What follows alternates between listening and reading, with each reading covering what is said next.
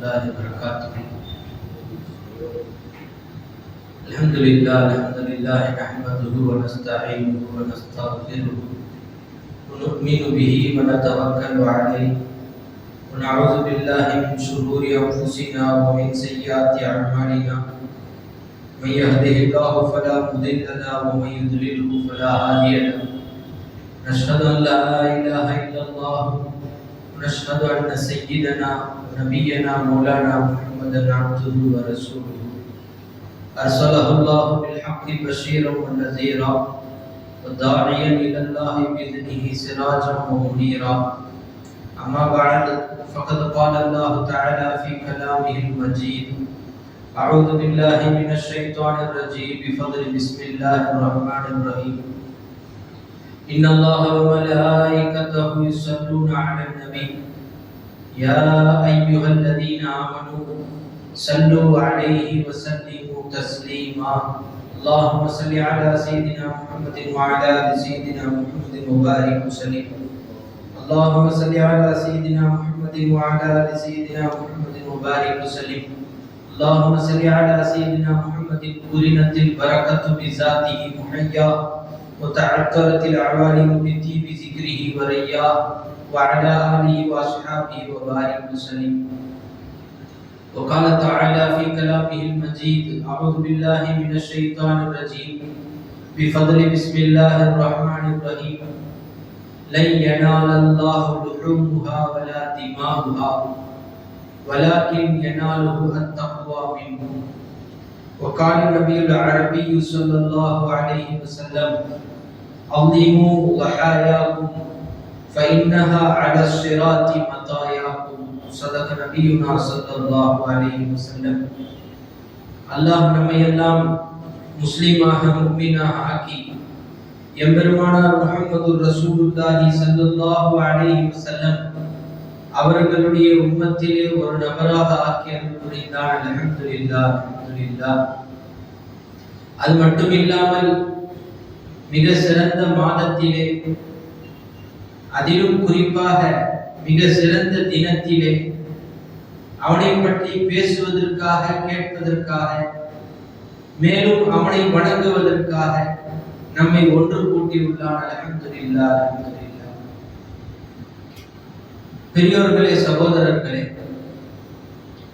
நாம் ஜுல்ஹஜ்ஜுடைய மாதத்திலே அமர்ந்திருக்கிறோம். இந்த மாதத்திலே பலவிதமான சிறப்புகள் இருக்கிறது. அதை குர்ஆனின் மூலமாகவும் ஹதீசுகளின் மூலமாகவும் நாம் பார்க்கிறோம். குறிப்பாக இந்த மாதத்திலே பிரதான 2 அமல்கள் இருக்கிறது. ஹஜ்ஜுடைய அமல் ஒன்று, இரண்டாவது குர்பானி உதுஹியாவுடைய அமல். 5 கடமைகளில் ஒன்றாக இருக்கக்கூடிய அந்த ஹஜ்ஜுடைய அமலை நிறைவேற்றக்கூடிய மாதமாக இந்த மாதம் இருக்கிறது. இந்த ஹஜ்ஜுடைய அமலாக இருக்கட்டும் அல்லது உதுஹியாவுடைய அமலாக இருக்கட்டும், இதை நாம் அறிவு ரீதியாக சிந்திக்க முடியாது. காரணம் என்னவென்று சொன்னால், அறிவு ரீதியாக சிந்தித்தோம் என்று சொன்னால் சரியான முறையிலே நாம் தெளிவு பெற முடியாது. எனவே தான் இதற்கு ஃபுகஹாக்கள், உலமாக்கள் எல்லாம் சேர்த்து சொல்லக்கூடிய கருத்து அம்ரே தஅப்புதி, அல்லாஹ்வும் ரசூலும் ஏவினார்கள் நான் செய்கிறேன், அல்லாஹ்வும் ரசூலும் சொன்னார்கள் நான் செய்கிறேன் என்ற அமல்களில் கட்டுப்பட்டது என்பதாக இந்த ஹஜ்ஜுடைய அமலையும் குர்பானியுடைய அமலையும் நமக்கு குறிப்பிட்டு காட்டுகிறார்கள். அம்ரே தஅப்புதி என்று சொன்னாலே அதுதான். அதிலே எப்படி, இது எப்படி, அது எப்படி என்று அறிவு ரீதியாக நாம் சிந்திக்க முடியாது. அல்லாஹ் சொன்னான் நான் செய்கிறேன். ஏன் ஹஜ்ஜுக்கு சென்று தவாஃப் 7 தடவை செய்ய வேண்டும்? ஏன் ஷைத்தானை கல்லால் அடிக்க வேண்டும்? ஏன் குறிப்பிட்ட இடத்திலே தங்க வேண்டும்? இது போன்ற எல்லாம் அறிவு ரீதியாக சிந்திக்க முடியாது. அல்லாஹ்வும் ரசூலும் செய்யுங்கள் என்று சொன்னார்கள், நாம் செய்கிறோம். இது ஒரு விதமான அமலாகவும் அல்லாஹ்வுடைய முஹப்பத்தை வெளிப்படுத்தக்கூடிய ஒரு அமலாகவும் இருக்கிறது. அறிவு ரீதியாக சிந்தித்தோம் என்று சொன்னால் நம்மால் இந்த அமல்களை நிறைவேற்ற முடியாது. குர்பானியும் அதே போன்றுதான். ஏன் குர்பானி கொடுக்க வேண்டும்?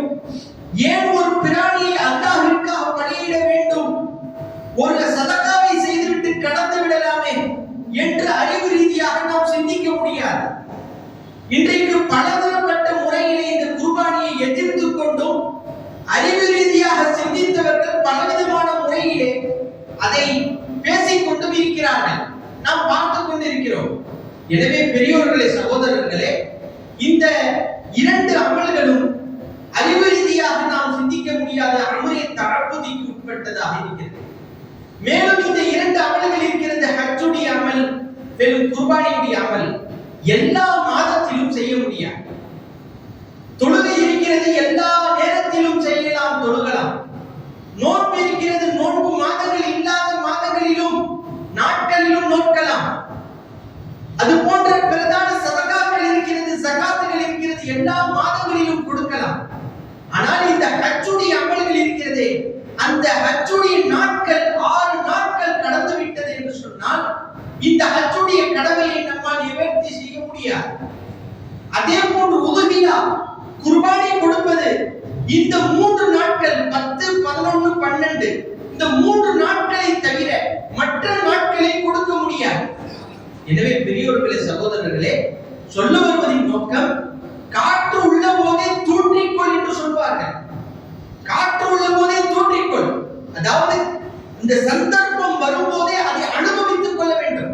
இந்த ஹஜ்ஜுடைய துல்ஹஜ்ஜுடைய மாதத்திலே அந்த நாட்கள் வர இருக்கிறது, 3 நாட்கள் வர இருக்கிறது, 10, 11, 12 நாட்கள் வர இருக்கிறது. அந்த நாட்களிலே எப்படி குர்பானி கொடுக்க வேண்டுமோ, என்னென்ன அமல்களை செய்து அல்லாஹ்வை நெருங்க வேண்டுமோ அது போன்ற அமல்களை செய்து அல்லாஹ்வை திருப்திப்படுத்துவதற்கு நாம் பாடுபட வேண்டும்.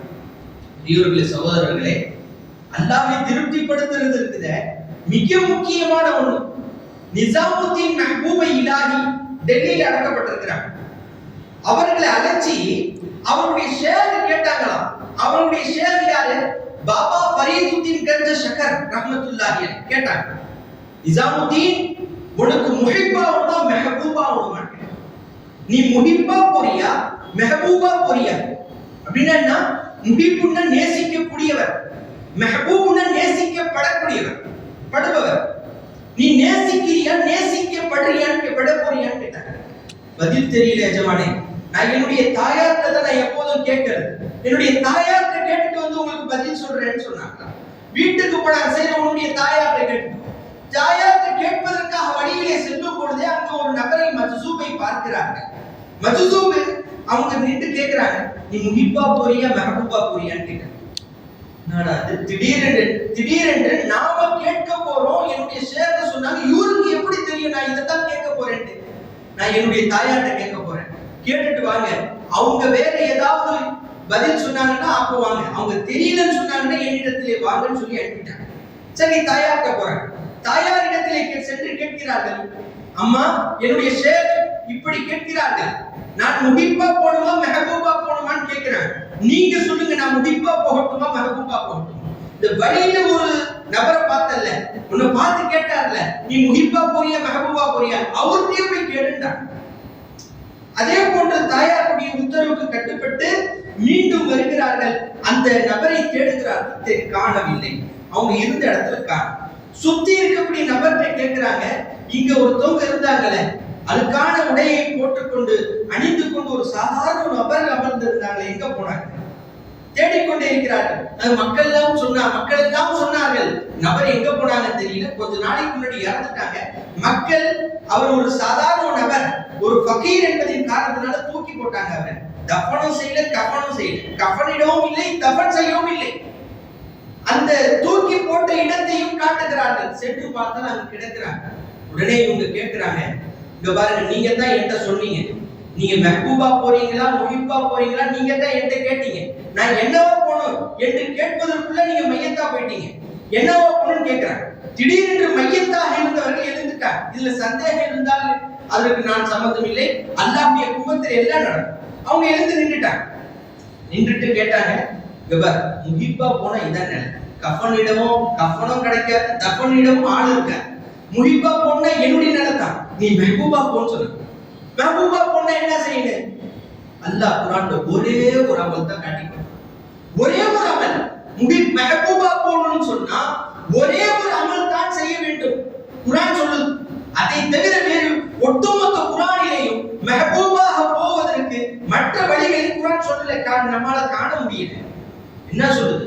குல் இன் குன்தும் துஹிப்பூனல்லாஹ ஃபத்தபிஊனி, நபியே நீங்கள் சொல்லுங்கள், இன் குன்தும் துஹிப்பூனல்லாஹ, நீங்கள் அல்லாஹ்வை நேசிக்கக்கூடியவர்களாக ஆகியிருந்தால் ஃபத்தபிஊனி, நீங்கள் என்னை பின்பற்றுங்கள்.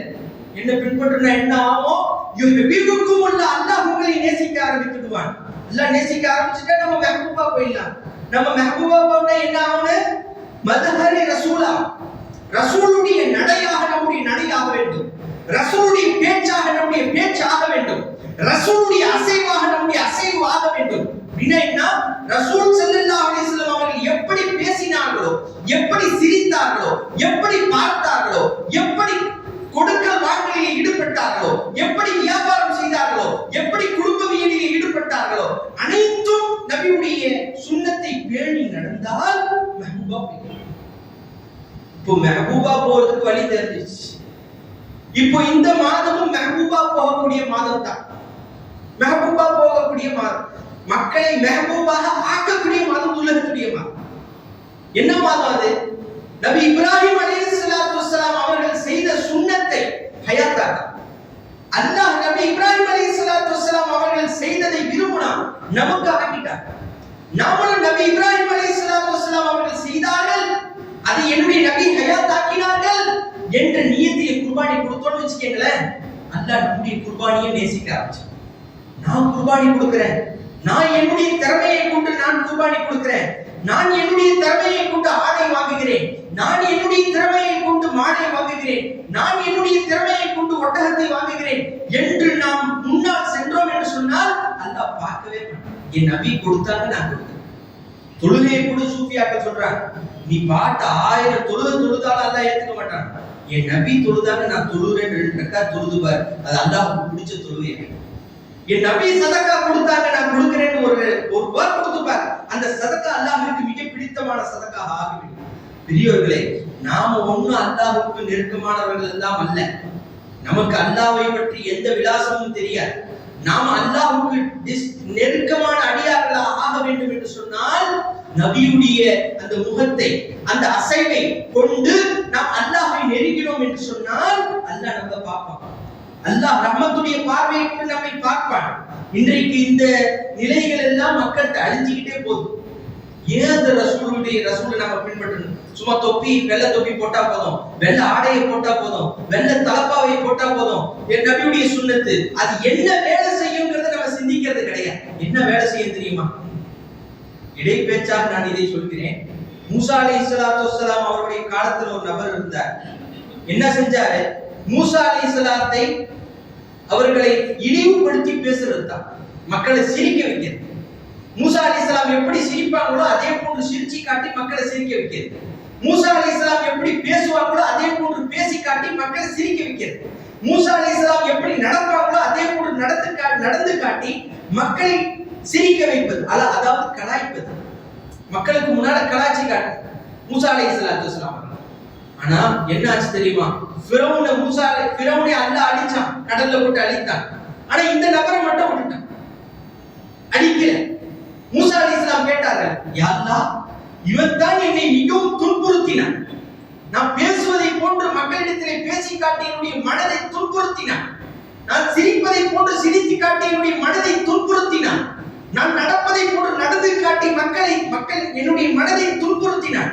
உன்னை யார் விட்ட அப்படின்னு கேட்டதுக்கு அல்லாஹ் சொன்னானா, மூசா ஏன் விட்ட தெரியுமா? நீ சிரிப்பதை போன்று அவன் சிரித்தானே, அது எனக்கு புடிச்சு போயிடுச்சு. நீ நடப்பதை போன்று அவன் நடந்தான் இல்லையா, அது அவன் சிரிக்க வைக்கிறதுக்கு நடந்தானா அல்லது உண்மையிலேயே உங்களை பின்பற்றுவதற்கு நடந்தானாங்கிறதுல எனக்கு தெரியாது. ஆனா உங்களை போல சிரிச்சாம, உங்களை போல பேசினான், உங்களை போல நடந்தான், அதை மட்டும் தான் நான் பார்த்தேன். எனவே அவரை நான் மன்னிச்சுட்டேன். மூசா அலைஹிஸ்ஸலாத்து வஸ்ஸலாம் அவர்களை போன்று நடந்து காட்டிய, பேசி காட்டிய, சிரித்து காட்டிய நபருக்கே இந்த அளவிற்கு அல்லாஹ் தரஜாவை கொடுக்கிறான் என்று சொன்னால், ரஹமத்துல் லில் ஆலமீனாக இருக்கக்கூடிய முஹம்மது ரசூலுல்லாஹி ஸல்லல்லாஹு அலைஹி வஸல்லம் அவர்களை போன்று ஆடை அணிந்து காட்டிய நம்மை அல்லாஹ் நரகத்தில் தூக்கி போடுவான். சுன்னத்துடைய தரஜா இதான். நபியை பின்பற்றணும்னு சொன்னா இந்த அளவுக்கு அல்லாஹ் தஆலா நம்மை மன்னிப்பதற்கு தயாரா இருக்கிறான், நம்மை நெருக்கிக் கொள்வதற்கு தயாரா இருக்கிறான். ஹஜ்ஜிலையும் அதாங்க. யாருடைய சுன்னத்தை பின்பற்றுறாங்க ஹஜ்ஜில? இப்ராஹிம் அலைஹிஸ்ஸலாத்து வஸ்ஸலாம். இப்ராஹிம் அலைஹிஸ்ஸலாம் கல் எரிஞ்சாங்க, எல்லாம் எரிறாங்க. இப்ராஹிம் அலைஹிஸ்ஸலாம் ஒரு இடத்திலே ஓடினார்கள், சாரா அம்மா ஓடினார்கள், எல்லாம் ஓடுறாங்க. ஹாஜரா அம்மா ஓடுறாங்க, எல்லாம் ஓடுறாங்க. தொங்கோட்டம் ஓடுகிறார்கள், தங்கினார்கள், தங்குகிறார்கள், தவாஃப் செய்தார்கள், செய்கிறார்கள். எல்லாம் இப்ராஹிம் அலைஹிஸ்ஸலாத்து வஸ்ஸலாம் அவர்களுடைய சுன்னத்து தான் அங்கு பேணப்படுகிறது. அதைத்தான் அல்லாஹ் தஆலா விரும்புகிறான். குர்பானி கொடுத்தார்கள், எல்லாம் கொடுக்கிறார்கள். எனவே தான் அல்லாஹ் தஆலா குர்ஆனிலே குறிப்பிட்டு காட்டுகிறான். நாம் எந்த அளவிற்கு இப்ராஹிம் அலைஹிஸ்ஸலாத்து வஸ்ஸலாம் அவர்களை சோதித்தோம் தெரியுமா? மிக கடுமையான சோதனையை ஹஜ்ரத் இப்ராஹிம் அலைஹிஸ்ஸலாத்து வஸ்ஸலாம் அவர்களுக்கு கொடுத்தோம். இஸிப்தலா இப்ராஹிம் ரப்பஹு பிகலிமாத்தின் ஃபஅத்தம்மஹுன்ன. இப்ராஹிம் அலைஹிஸ்ஸலாத்து வஸ்ஸலாம் அவருடைய சிறப்பை பற்றி அல்லாஹ் தஆலா சொல்லும் பொழுது, இஸிப்தலா இப்ராஹிம், இப்ராஹிம் அலைஹிஸ்ஸலாத்து வஸ்ஸலாம் அவர்களை அல்லாஹ் சோதித்தான். பிகலிமாத்தின் பலவிதமான சோதனைகளை ஃபஅத்தம்மஹுன்ன, அதை பரிபூர்ணப்படுத்தினார். எதிலும் குறை வைக்கவில்லை, எதையும் குறை வைக்கவில்லை. மேலும் அல்லாஹ் தஆலா குறிப்பிட்டு காட்டுகிறான், அவர்களுக்கு எந்த அளவிற்கு சோதனையை கொடுத்தோம் என்று சொன்னால், அவர்கள் அனைத்தையும் அவர்கள் நிறைவேற்றினார்கள். அவர்களுக்கு மிக கடுமையான சோதனையை நாம் கொடுத்தோம் என்று அல்லாஹ் தஆலா குறிப்பிட்டு காட்டுகிறான். இப்ராஹிம் அலைஹிஸ்ஸலாத்து வஸ்ஸலாம் அவர்களுடைய அந்தஸ்து இதுதான். அனைத்து சோதனைகளிலும் வெற்றி பெற்று வந்தார். சோதனைகளிலேயே மிகப்பெரிய சோதனை என்ன? அர்ப்பணம். அர்ப்பணம் செய்தார்கள். தான் பெற்றெடுத்த மகனை அர்ப்பணித்தார்கள் அல்லாஹ்வுக்காக. கனவு காண்றார்கள், எல்லாம் தெரிஞ்ச விஷயம் தான். கனவு காணுகிறார்கள். கனவிலே ஹஜ்ரத் இஸ்மாயில் அலைஹிஸ்ஸலாத்து வஸ்ஸலாம் அவர்களை அறுப்பதை போன்று கனவு காணுகிறார்கள். உடனே அவர்கள் தன்னுடைய மகனிடத்திலே கேட்கிறார்கள், நான் உங்களை அறுப்பதை போன்று கனவு கண்டேன், நான் என்ன செய்யணும்? ஃபன்துர் ஃபஃபஅல் மாதா தரா ஃபஃபஅல் மாதா துமர், நீங்கள் எதை ஏவப்பட்டீர்களோ அதை செய்யுங்க. அல்லாஹ் எதை உங்களுக்கு ஏவினானோ அதை நீங்கள் செய்யுங்கள் என்று அல்லாஹ் தஆலா சொல்லிவிட்டார். அதே செய்தார்கள் ஹஜ்ரத் இப்ராஹிம் அலைஹிஸ்ஸலாத்து வஸ்ஸலாம். பெரியோர்களே, இந்த குர்பானியில நாம மிக முக்கியமான ஒரு விஷயத்தை நாம் தெரிந்து கொள்ள வேண்டும், அர்ப்பணம். ஹஜ்ரத் இப்ராஹிம் அலைஹிஸ்ஸலாத்து வஸ்ஸலாம் இன்றைக்கு கலீலுல்லாஹ், அல்லாஹ்விற்கு மிகவும் நண்பராக தேர்ந்தெடுக்கப்பட்டிருக்கிறார்கள் என்று சொன்னால், அதற்கு பின்னால் பல சோதனைகளில் இருந்து வெற்றி பெற்றது இருக்கிறது. முக்கியமான வெற்றி என்ன தெரியுமா? அர்ப்பணம். தான் பெற்றெடுத்த பிள்ளையை அல்லாஹ்வின் பாதையில் அர்ப்பணிக்கிறாரா என்று அல்லாஹ் சோதிச்சார். அர்ப்பணித்தார்கள். அர்ப்பணித்த பிறகு அவர்கள் வெற்றி பெற்று விட்டார்கள், அத்தம்மஹுன்ன பரிபூர்ணப்படுத்தி விட்டார்கள் என்று அல்லாஹ் தஆலா திட்டவட்டமாக அல்லாஹ் குர்ஆனிலே குறிப்பிட்டு விட்டார். பெரியோர்களே, இந்த குர்பானி அர்ப்பணம் என்பது நம்மிடத்திலும் இருக்க வேண்டும். ஒவ்வொரு வினாடியும் அல்லாஹ்வுக்கு முன்னால் நாம் அர்ப்பணம் ஆகிக் கொண்டே இருக்க வேண்டும். நாம் அனைத்தையும் நமக்கு சொந்தப்படுத்தி வாழ்ந்தோம் என்று சொன்னால் அல்லாஹ்வுக்கு அது பிடிக்கவே பிடிக்காது.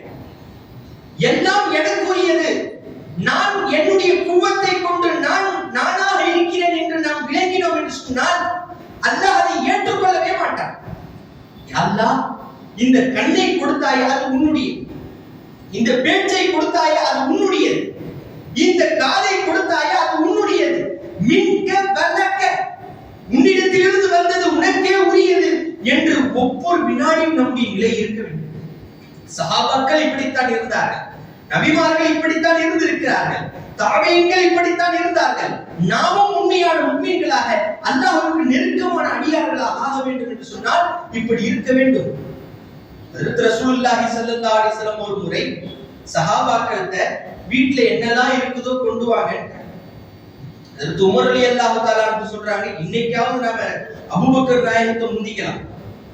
நிறைய அல்லாஹ்வுடைய பாதையிலே நாம் அர்ப்பணம் செய்துவிட்டு நாம் ஹஜ்ரத் அபூபக்கர் சித்திக் ரலியல்லாஹு தஆலா அவர்களை விட நாம் முந்திக் கொள்ளலாம் என்று வீட்டிற்கு சென்று தன்னுடைய வீட்டில் உள்ள பாதி ஹஸானாவை கொண்டு வந்து ரசூலுல்லாஹி ஸல்லல்லாஹு அலைஹி வஸல்லம் அவருடைய காலிலே கொட்டுகிறார்.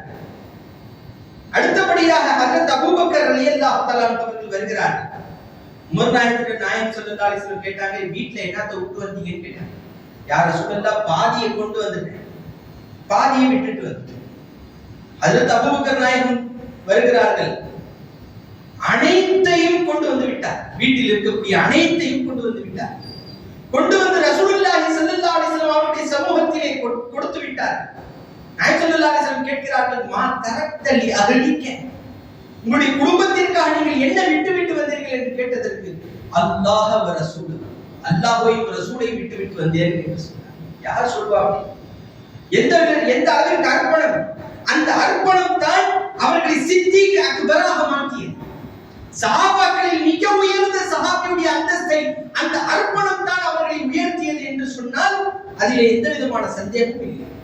இன்றைக்கு ரசூலுல்லாஹி ஸல்லல்லாஹு அலைஹி வஸல்லம் அவர்களுக்கு பிறகு ஒரு ரசூல் வர முடியும் என்ற ஒரு ஸ்தானத்தை அபூபக்கர் நாயகம் பெற்றிருக்கிறார்கள் என்று சொன்னால் அவருடைய அர்ப்பணத்துடைய அந்த விளைவு தான் அந்த அளவிற்கு அர்ப்பணம். அல்லாஹ்விற்கு இந்த அர்ப்பணம் இருக்குது மிகவும் பிடிக்கும். ஏன்னு சொன்னா அதுதானே உண்மை. நம்ம என்னத்தை கொண்டு வந்தோம்? நம்ம சொந்தப்படுத்திக்கிறதுக்கு எதையும் கொண்டு வரலங்க. ஹல் அதா அலல் இன்சானி ஹைரும் மின தஹரியம் யகுன் ஷையம் மஸ்கூரா. ஒரு காலத்துல ஒன்றுமே இல்லாமல் இருந்தோம், ஒன்றுமே இல்லாமல் இருந்தோம். அல்லாஹ் என்ன விரும்புறான்? நீ ஒன்றுமே இல்லாம தானே இருந்த, எல்லாத்தையும் கொடுத்த பிறகு ஒன்றுமே இல்லாம இனினா அப்படியே எனக்கு அர்ப்பணம் செய்ய சொல்றானா? இல்ல, உனக்கு கொடுத்தது உன்னுடையதுன்னு சொல்லு. உனக்கு நான் என்னெல்லாம் கொடுத்தனோ யாரெல்லாம் இது எல்லாம் என்னுடையது இல்லை, எல்லாம் உனக்குரியது. இந்த குர்பானி கொடுக்கிறோமே, ஆடு மாடுகளை குர்பானி கொடுக்கிறோமே, அந்த கறியை அல்லாஹ் கேட்கிறான், நாம தான் சாப்பிட போறோம், அனைத்தையும் நாம் தான் சாப்பிட போகிறோம். அல்லாஹ் தஆலா குர்ஆனிலே குறிப்பிட்டு காட்டுகிறான், லை யனாலல்லாஹு லுஹூமுஹா, லை யனாலல்லாஹு லுஹூமுஹா வலா திமாமுஹா. அல்லாஹ்வுக்கு அந்த கறியே தேவையில்லை, ரத்தமும் தேவையில்லை. வலாக்கின் யனாலு தக்வா மின்கும். நீங்கள் என்ன தக்வா, உங்களுடைய நியத் என்ன, எந்த நியத்தில் நீங்கள் குர்பானி கொடுத்திருக்கிறீர்கள், எந்த நியத்தில் நீங்கள் அர்ப்பணம் செய்திருக்கிறீர்கள், இதைத்தான் அல்லாஹ் பார்க்கிறான். நீ ஆடை குர்பானி கொடுக்கிறாயே, நீ உனக்காக கொடுக்கிறியா, கறிக்காக கொடுக்கிறியா, நீ பிறருக்காக கொடுக்கிறியா, அல்லாஹ்வுக்காக கொடுக்கிறியா? இதற்கு மத்தியில் ஒரு சின்ன செய்தியை நான் சொல்ல ஆசைப்படுகிறேன். இன்றைக்கு குர்பானி கொடுக்கக்கூடியவர்களில் அதிகமானவர்கள் ஆடை வாங்குறாங்க. என்ன காரணம் கேட்டா, கிலோ கிலோ கிலோ கேட்கிறாங்க. எத்தனை கிலோ ஆடு, எத்தனை கிலோ ஆடு? ஆடு 16,000 ரூபாய் சொல்றீங்களா, அது எத்தனை கிலோ இருக்கும்? அது கேட்டாலே அது உண்மையான குர்பானி கிடையாது என்பதாக ஃபுகஹாக்கள் சூஃபியாக்கள் தெளிவுபடுத்துகிறார். ஆடு இருக்கணும். ரசூலுல்லாஹி ஸல்லல்லாஹு அலைஹி வஸல்லம் எது போன்ற ஆடை சொன்னாங்க? கொழுத்த ஆடு, பெரிய கொம்பு உள்ள ஆடு, முடி உள்ள ஆடு, நல்ல சக்தி உள்ள ஆடு. அதுல எத்தனை கிலோ கறி இருக்கும்? அது கேட்டோம்னு சொன்னா, அப்ப ஆடை குர்பானி கொடுக்க வாங்குறீங்களா, சாப்பிடுறதுக்கு வாங்குறீங்களா? மாடு வாங்குறாங்க சில பேர், எத்தனை கிலோ இருக்கும்? இது நல்ல இளமாடா, மாடு கறி வேவோமா வேவாதா? செம்மறி ஆடு வேவோமா வேவாதா? இது கவுச்சல் அடிக்கும், கவுச்ச அடிக்காத ஆடு வாங்கி பல்ல ஆடை போட்டாரு.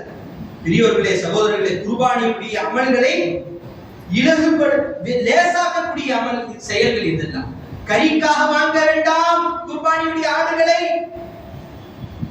அதனுடைய துர்நாற்றம், இதிலே கவுச்சி வரும், கவுச்சி வராது என்பதை பார்த்து வாங்க வேண்டாம். அல்லாஹ் ரசூலும் அது போன்ற ஆடுகளை விரும்ப மாட்டார்கள். எது போன்ற ஆடை வாங்க வேண்டும்? கொம்பு பெரிய ஆடு, கொம்பு பெரியதாக உள்ள ஆடு, நல்ல முடிகள் உள்ள ஆடு. இதை சொன்னார்கள். அது இருக்கிறதா என்பதை தான் நாம் பார்க்க வேண்டுமே தவிர, இன்றைக்கு விற்கக்கூடியவர்களும் ஆடு இத்தனை கிலோ உள்ள ஆடை நான் இவ்வளவுக்கு தருகிறேன் என்று சொல்லியே வியாபாரம் செய்கிறார்கள். மிகப்பெரிய தவறாக இருக்கிறது. இது நம்முடைய இபாதத்தை கேவலப்படுத்தக்கூடிய ஒன்றாக இருக்கிறது. பெரியவர்களே, சகோதரர்களே, இரண்டாவது ஒரு விஷயம் என்னவென்று சொன்னால், நல்ல குர்பானிக்கு நல்ல தகுதி உள்ளவர்கள், அதாவது ஜகாத்து கொடுப்பதற்கு தகுதி உள்ளவர்கள், 10 பவுன் வைத்திருப்பவர்களுக்கு தகுதி உள்ளவர்கள், 40,000க்கு மேல் வைத்திருப்பவர்கள், அவர்களே என்ன செய்யறாங்க தெரியுமா? மாட்டுல பங்கு சேர்றாங்க. இன்னைக்கு பங்குங்கிறது, கூட்டு குர்பானிங்கிறது ரொம்ப பரவலாயிடுச்சு. அது ஒரு பிசினஸாக செய்யப்படுது. அமல்ல பிசினஸ் என்ன? சில ஃபுகஹாக்கள் சொல்லுகிறார்கள், இது போன்ற பிசினஸ்கள் செய்யப்படக்கூடாது. கூட்டு குர்பானி என்பதின் காரணத்தினால மக்களுடைய உள்ளத்திலே எப்படி பதிந்து விட்டது என்று சொன்னால், நாம 3500 ரூபாய்க்கு குர்பானி கொடுத்துடலாமே, வேலை முடிச்சிடமே. ஆனா அவர் எதற்கு என்ன கொடுக்கணும்? ஆடு கொடுக்கணும். ஒரு 5 தரஜாக்களாக பிரிக்கிறார்கள் இமாம்கள். முதலாவதாக கொடுக்க வேண்டியது ஆடு, இரண்டாவதாக முழு மாடு, மூன்றாவதாக முழு ஒட்டகம், நான்காவதாக கூட்டு குர்பானி கொண்ட ஒட்டகம், ஐந்தாவதாக கூட்டு மாடு. அது கூட்டு குர்பானி செய்றாங்கல்ல, 7 பங்கு ஆக்குறாங்க. 7 பங்கு ஒட்டகம், 7 பங்கு மாடு. இது 5வது தரஜாவில் உள்ளதை தான் நாம கொடுக்கிறோம். இப்ப அர்ப்பணம் இருக்குதுங்க. அர்ப்பணத்தின் மூலமாக நாம் எதை பெற்றுக்கொள்ள போகிறோம்? அல்லாஹ்வுடைய நெருக்கத்தை. குர்பானின்னு சொன்னா குர்புலே வந்தது, குர்பு இல்லந்தா அல்லாஹ்வுடைய நெருக்கம் கிடைக்க போகுது. ஹஜ்ரத் இப்ராஹிம் அலைஹிஸ்ஸலாம் அவர்கள் செய்த அமலை அல்லாஹ் தஆலா செய்ய சொல்கிறான். இப்ராஹிம் அலைஹிஸ்ஸலாம் அவர்கள் குர்பானி செய்த பிறகு எதை பெற்றுக் கொண்டார்கள்? அல்லாஹ்வுடைய நெருக்கத்தை பெற்றுக் கொண்டார்கள். ஹலீலுல்லாஹ்வாக மாறிவிட்டார்கள். அல்லாஹ்வுடைய நண்பராக மாறிவிட்டார்கள். நாம் அல்லாஹ்வுடைய நண்பராக மாற வேண்டுமா? அல்லாஹ்வுடைய வழியாக மாற வேண்டுமா? உள்ளபடி குர்பானி கொடுக்கணும். என்கிட்ட காசு இருந்தா அது வெளியாக்குறது இல்லை. ட்ரெஸ் வாங்க காசு இருக்குது. பெருநாள் அன்னைக்கு நிறைய பெரிய உயர்ந்த உணவுகளை கொடுப்பதற்கு பொருள் இருக்கிறது. ஒரு ஆடு கொடுப்பதற்கு நம்மிடத்திலே பொருள் இருந்தும் அதை பயன்படுத்துவதில்லை. அல்லாஹ்வுக்கு அவ்வளவுதான் மரியாதையா? பெரியவர்களே, சகோதரர்களே, நம்ம என்னைக்குமே நம்மகிட்ட ஒரு அமல் இருக்குங்க. நமக்காக வாங்குறதா இருந்தா மிக வசதியான பொருளா வாங்குறோம். ஒரு போன் வாங்குறோம், மிக உயர்ந்த போன். கையில என்ன காசு இருக்குது அப்படியே கொட்டி அதுக்கு தகுந்த போன். அன்றைக்கு மாதம் 30,000 வருதுன்னு சொன்னா அந்த 30,000த்துல என்ன போன் கிடைக்கும் அதை வாங்குறோம். இது பிறருக்கு கொடுக்கணும்னு வச்சுக்கீங்களேன். ஒருத்தர் வீடு குடி போடுறாரு, அதுல என்ன 30,000த்துல ஒரு 500 ரூபாயை தூக்கி இவருக்கு இதுல என்ன நிறைந்த பெரிய பிளாஸ்க் வாங்கிட்டா ஒரு 500 ரூபாய் வேலை வச்சு தனக்கு வாங்கணும்னு சொன்னா பெரிய லெவல்ல வாங்குவார். இதுதான் இன்றைக்கு இயல்பு. இதே அல்லாஹ்விற்கு மாட்டீங்க. அல்லாஹ்விற்காக அர்ப்பணம் செய்யும் பொழுதும், அல்லாஹ்விற்காக ஒரு ஹதியாவை கொடுக்கும் பொழுதும் இது போன்ற நிலை. எது மிக சீப்பா தூக்கி கொடுக்கிறது? சீப் என்ன? கூட்டு குர்பானி. இன்னைக்கு அது போன்ற கூட்டு குர்பானியின் மோகம் மக்களிடத்திலே பரவிக் கொண்டே இருக்கிறது. மிக பெரும் செல்வந்தர்களும் இன்றைக்கு கூட்டு குர்பானி கொடுக்கிறார்கள் என்று சொன்னால் அல்லாஹ்விற்கு அவ்வளவுதான் மதிப்பா? நம்மகிட்ட அல்லாஹ் தஆலா குர்பானி கொடுப்பாங்க. இப்ராஹிம் அலைஹிஸ்ஸலாம் தன்னுடைய மகனுக்கு பகரமா கொடுத்தாங்க குர்பானி. அல்லாஹ் தஆலா சொல்றான், உங்களுக்கு பகரமா குர்பானி கொடுங்க. நமக்கு அவ்வளவுதான் மதிப்பா? நம்மகிட்ட ஒரு மாட்டுடைய ஒரு பங்கு தான் மதிப்பா? பெரியவர்களே, சகோதரர்களே, சொல்ல வருவதின் நோக்கம், நாம் குர்பானி கொடுக்க வேண்டும். ரசூலுல்லாஹி ஸல்லல்லாஹு அலைஹி வஸல்லம் சொன்னார்கள், அல்லிமு தஹாயாக்கும், நீங்கள் கொடுக்கக்கூடிய குர்பானியை மகத்தான சிறப்பான குர்பானி கொடுங்க. ரசூலுல்லாஹி ஸல்லல்லாஹு அலைஹி வஸல்லம் சிறப்பான குர்பானியை கொடுங்கள். அந்த குர்பானி எப்படிப்பட்டது தெரியுமா? அந்த சிறப்பான குர்பானி தான் நாளைக்கு மஹ்ஷர் மைதானத்திலே சிராத்துல் முஸ்தகீமுடைய பாதையிலே முடியை விட மெல்லிய பாதை, வாளை விட கூர்மையான பாதை, அந்த பாதைக்கு கீழே நெருப்பு எரிந்து கொண்டிருக்கும், ஜஹன்னம் இருக்கும், நரகம் இருக்கும். அந்த நரகத்திலே நடக்கும் பொழுது மதாயாக்கும், அது உங்களுடைய வாகனம். நீங்க கொடுக்கக்கூடிய குர்பானி வாகனம் சிறப்பானதா இருக்க வேண்டாம்? அது மிகவும் சக்தி வாய்ந்ததாக அழகானதாக இருக்க வேண்டாம்? அதிலேயும் நாம் குறை வைக்கிறோம் என்று சொன்னால், பெரியவர்களே, சகோதரர்களே, நம்முடைய அர்ப்பணம் அல்லாஹ்வுக்காக அவ்வளவுதானா? எல்லாம் இருந்தும் அனைத்து பொருள்களை வைத்துக் கொண்டும் நாம் அல்லாஹ்வுக்கு இவ்வளவுதான் அர்ப்பணம் செய்கிறோமா? அதற்கு சித்திக் அக்பர் ரலியல்லாஹு தஆலா எப்படிப்பட்ட அர்ப்பணம் செய்தார்கள்? வீட்டில் உள்ள அனைத்தையும் அல்லாஹ்வுடைய சமூகத்திலே, ரசூலுடைய சமூகத்திலே வந்து கொட்டினார்கள். வீட்டிலே அல்லாஹ்வையும் ரசூலையும் வைத்து விட்டு வந்தேன், எனக்கு வேறு எதுவும் தேவையில்லை, அனைத்தும் அல்லாஹ்வுடைய பாதையிலே அர்ப்பணம் என்று சொன்னார்கள். அதற்கு உமர் ரலியல்லாஹு தஆலா வீட்டில் உள்ள பாதியை அல்லாஹ்வுடைய பாதையிலே அர்ப்பணம் செய்கிறேன் என்று சொன்னார்கள். அதற்கு அலி ரலியல்லாஹு தஆலா அவரிடத்திலே கேட்கப்பட்டது, நீங்க எந்த அளவுக்கு ரசூலுல்லாஹ் நேசிக்கிறீங்க அப்படின்னு கேட்டாங்க. அலிகராயம் சொன்னாங்க, ஹஜ்ரத் அலி ரலியல்லாஹு தஆலா அவர்கள் சொன்ன வார்த்தை என்ன தெரியுமா? அலிநாயகம் கடல்ல குதின்னு சொன்னாலும் குதிச்சு, உன்னுடைய உயிரை விட்டுவிடு என்று சொன்னாலும் விட்டுவிட நான் தயாராக இருக்கிறேன். என்னுடைய உயிரை விட, அனைத்தையும் விட என்னுடைய ரசூலை நேசிக்கிறேன் என்று சொன்னால் அனைத்தையும் அல்லாஹ்வுடைய சமூகத்தில், ரசூலுடைய சமூகத்தில் அர்ப்பணிக்க நான் தயாராக இருக்கிறேன் என்று சொன்னார்கள் ஹஜ்ரத் அலி ரலியல்லாஹு தஆலா அன்ஹு. எனவே பெரியோர்களே, சஹாபாக்களுடைய வரலாறுகள் எல்லாம் இப்படி இருக்க காரணம் என்ன? இதை பேசுவதற்கு காரணம் என்ன? நம்முடைய நிலையும் இப்படிப்பட்ட நிலையா, குர்பானியும் இப்படிப்பட்ட நிலையா. ஜுல்ஹஜ்ஜுடைய மாதம் தான். அல்லாஹ் நம்முடைய ஹாலை பார்க்கறான். நீ எந்த அளவுக்கு அல்லாஹ்வுடைய பாதையில அர்ப்பணிக்கிற, உனக்கு இவ்வளவு காசு கொடுத்திருக்கிறேன், அதுல நீ எவ்வளவு அர்ப்பணிக்கிறேன்னு பார்க்கறான். அல்லாஹ் பாதுகாக்கணும். எல்லா காசு இருந்து சில பேர் குர்பானி கொடுக்கிறது. மேலும் குர்பானி இன்றைக்கு ஒரு 5 நிமிடம் ஒரு சேர்த்து பேசிக் கொள்கிறேன். என்னென்று சொன்னால், குர்பானியுடைய சட்டத்திட்டங்கள்ல இன்னொன்று என்னன்னா, குர்பானி கொடுக்கிற இடத்துல நாம் நிக்கிறது. யார்கிட்டயே ஏதோ ஒரு ஊர்ல 1700 ரூபாய் கொடுக்குறானா, ஏதோ ஒரு வடநாட்டுல 1700 ரூபாய் இல்லைன்னு அனுப்பி அவன் அறுத்தானா இல்லையா யாருக்கு தெரியும்? 1700 ரூபாய் போட்டு ஒரு மெசேஜ் 1600 ரூபாய் மிகவும் கம்மியா இருக்குது. இப்படி ஏதாவது ஒரு நீங்க ஒரு நகை வாங்கி ஒருத்தவங்களுக்கு கொடுத்தா செய்வீங்களா? பக்கத்துக்கு கொடுத்து செய்வீங்களா? செய்ய மாட்டீங்க. அல்லாஹ் அந்த அளவுக்கு சீப்பா போயிட்டாங்க. 1700 ரூபாய் அங்க போய் தான் கொடுக்கணுமா? கண் முன்னாடி கொடுக்க சொல்றாங்க. அதற்கு ஆயிஷா சித்திகா ரலியல்லாஹு தஆலா அவர்கள்ட்ட நாயகம் ஸல்லல்லாஹு அலைஹி வஸல்லம் சொல்கிறார்கள், ஹதீஸ் ஷரீஃபிலே வருகிறது, கூமி நீ அந்த இடத்துல நில்லுங்கறாங்க. அதற்கு ரசூலுல்லாஹி ஸல்லல்லாஹு அலைஹி வஸல்லம், ஃபாத்திமா கூமி ஃபஷஹதி உல்ஹியத்தகி, நீங்க அறுக்கக்கூடிய குர்பானி கிட்ட நீ நில்லுங்கறாங்க ரசூலுல்லாஹி ஸல்லல்லாஹு அலைஹி வஸல்லம். நீ நின்று பார். நின்ற என்ன ஆகும்? ஃபஇன்னஹு யுக்ஃபரு லகி பிக்குல்லி கத்ரத்தி மின் தமிஹா, அந்த மாட்டிலிருந்து ஆட்டிலிருந்து ஒட்டகத்திலிருந்து விழக்கூடிய ஒவ்வொரு ரத்தத்திற்கும் உன்னுடைய பாவம் மன்னிக்கப்படும். அதை நீ பார்க்கணும் இல்லையா? என் பாவம் மன்னிக்கப்படுதா இல்லையான்னு கிட்ட நின்று பார்க்கணுமா இல்லையா? போன்ல நின்று பார்த்து அதாச்சா முடிஞ்சு வீட்டுல அடுத்துக்கு ஒரு கறி ஆக்க வேண்டியிருக்கு. நம்முடைய கையால் அறுக்கப்பட வேண்டும். நாம் நின்று பார்க்க வேண்டும். நமக்கு அறுக்கக்கூடிய அந்த பயம் இருந்தால் அதை பக்கத்தில் உள்ளவர்களை வைத்து நாம் அறுத்து நாம் நின்று நாம் பார்க்க வேண்டும். அதுதான் உண்மையான குர்பானி. குர்பானி இருக்குதுங்க, நமக்கு பகரமாக ஆட கொடுக்கும். ஹஜ்ரத் இப்ராஹிம் அலைஹிஸ்ஸலாம் என்ன செஞ்சாங்க? தன்னுடைய மகனார் இஸ்மாயில் அலைஹிஸ்ஸலாத்து வஸ்ஸலாம் அவர்களுக்கு பகரமாக ஆட்டை கொடுத்தாங்க.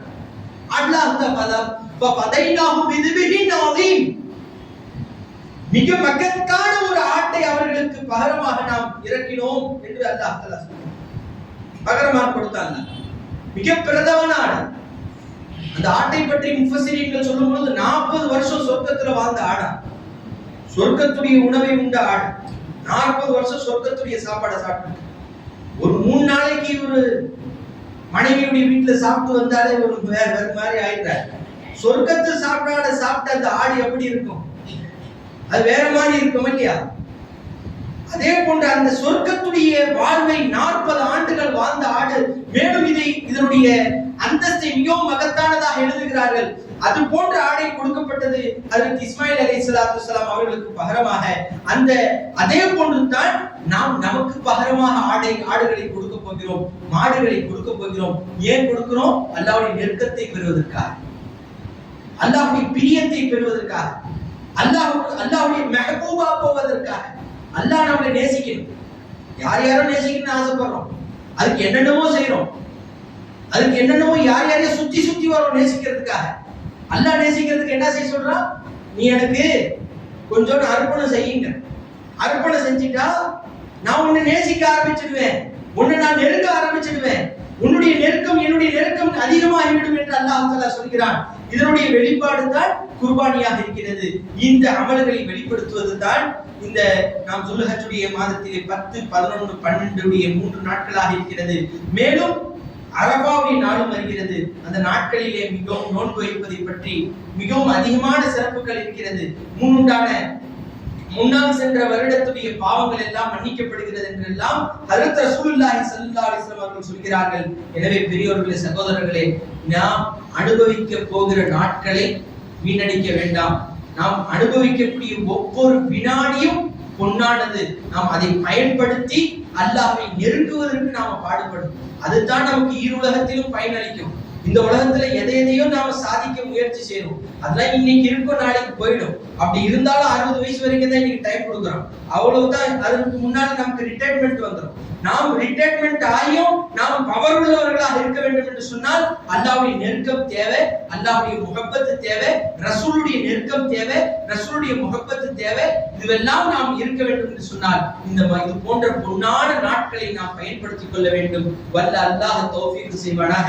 ஆமீன் யா ரப்பல் ஆலமீன். வ ஆகிரு தஅவானா அல்ஹம்துலில்லாஹி ரப்பில் ஆலமீன். அஸ்ஸலாமு அலைக்கும் வ ரஹ்மத்துல்லாஹி வ பரகாத்துஹு.